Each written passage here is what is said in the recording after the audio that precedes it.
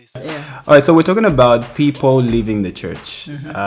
Personally, I believe in God. You're a Christian as well. Yes, I am. And we've had different experiences, I'm sure. But what's your personal experience of like seeing why people leave the church?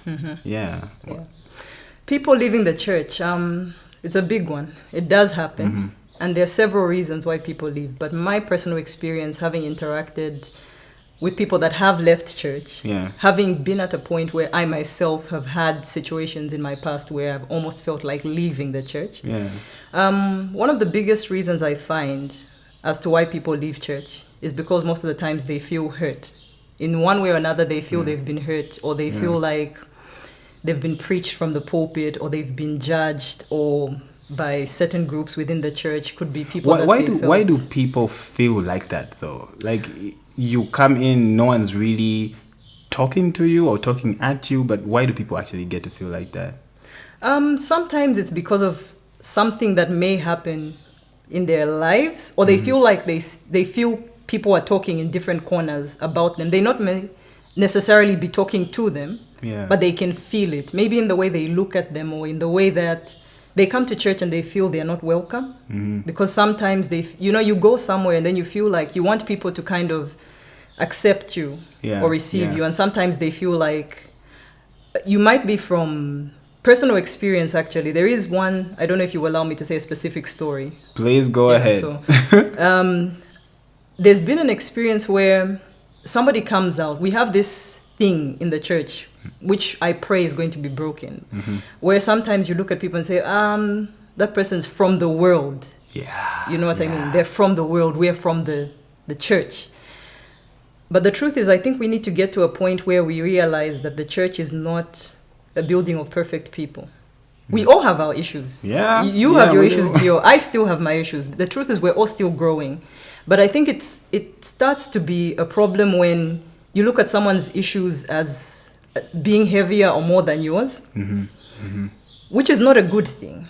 And it depends on how you deal with it. And the truth is, the way you deal with it is to show that person love, which I think is something we're finding hard. It's easy to say, but in reality, living it out is difficult. If it were easy, then people wouldn't really be leaving the church. What are some of those specific things that you think we do, but we think it's okay, but it's not?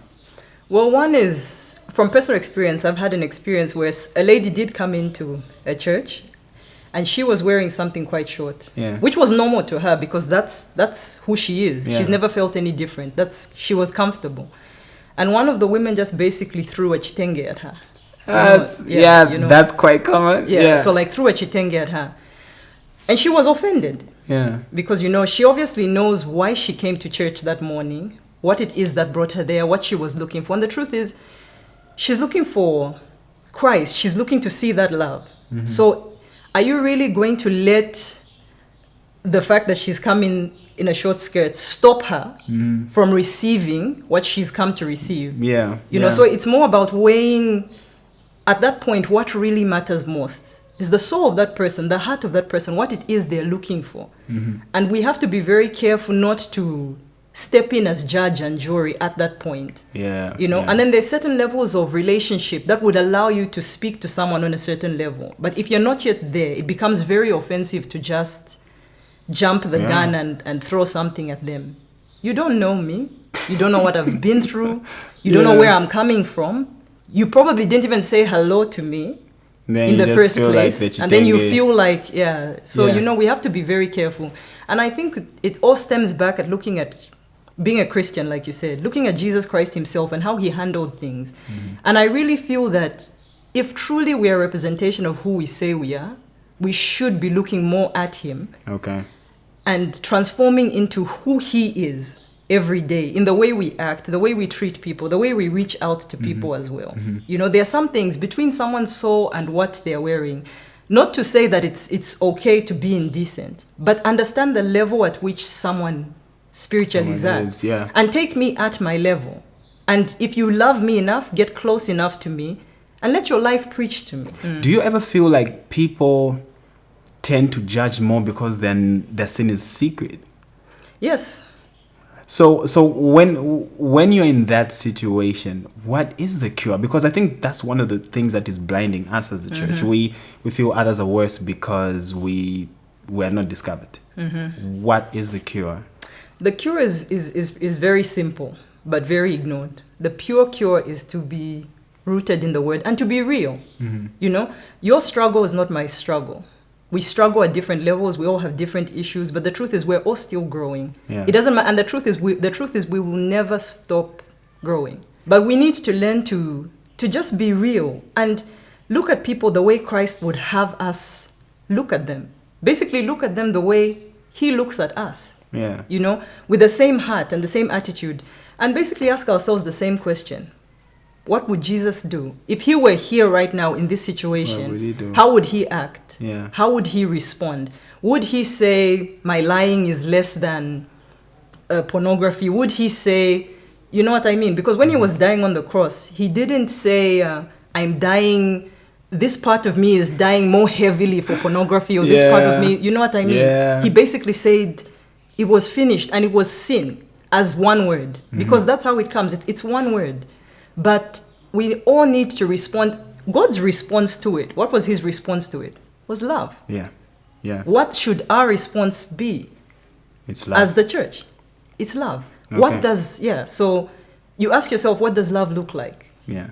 Which is know what what I we mean? want to answer as we close this. What does love look like? So I want you to speak to two crowds, if I can put it that way. I want you to speak to Christians that are right now safe. I mean, your salvation is secured. What does love look like? Then to the person that is hurting and they feel like they've been judged, what next for them? Yeah, okay. So to the person that's saved and is kind of safe the way you Yeah. said it, what does love look like? Love looks like Christ himself. In reality, it looks like being able to look at someone and know that they are failing in a particular area, but look at them as if they were not. Treat them the way their actions don't deserve. Yeah. Because that's what causes a person to sit there and think, okay, he just talked to me, she just talked to me. Didn't they see my this? Yeah. Don't they know my this?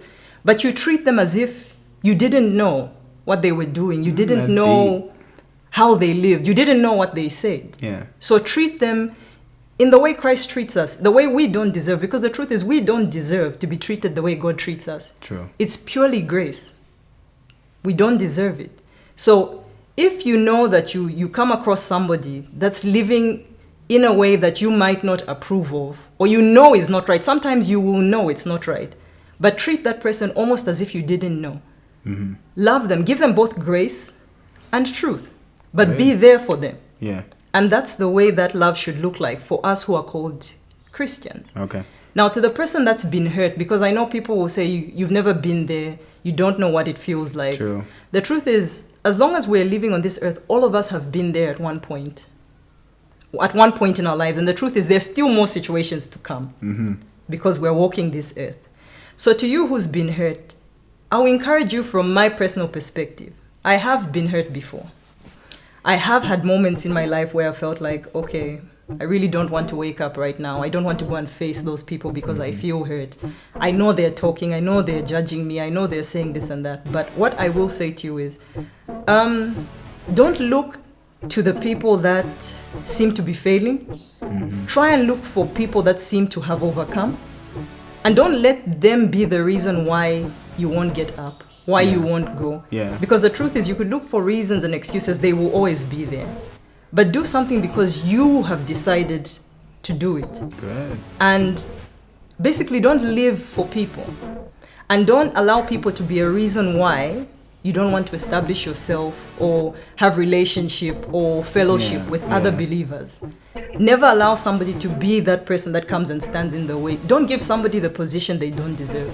Oh, yeah. Pretty much nobody can stand between you and God. Nobody has a right to, except Christ himself, who is God. Yeah. And that's pretty much the message that I tried to speak when I was doing this with Complicated, even the song Complicated. I feel like we tend to eclipse people from who God is. And I actually say we need to get out of the way and let God see him for what he is, which is love, which Yeah. is grace. Yeah. So thank you very much. Thank you for having me. All Glad right, to it's be been here. my pleasure. Pleasure, dear. So why you wanna act like you're the master? You think you know it all, guess what? Your fall is gonna be faster.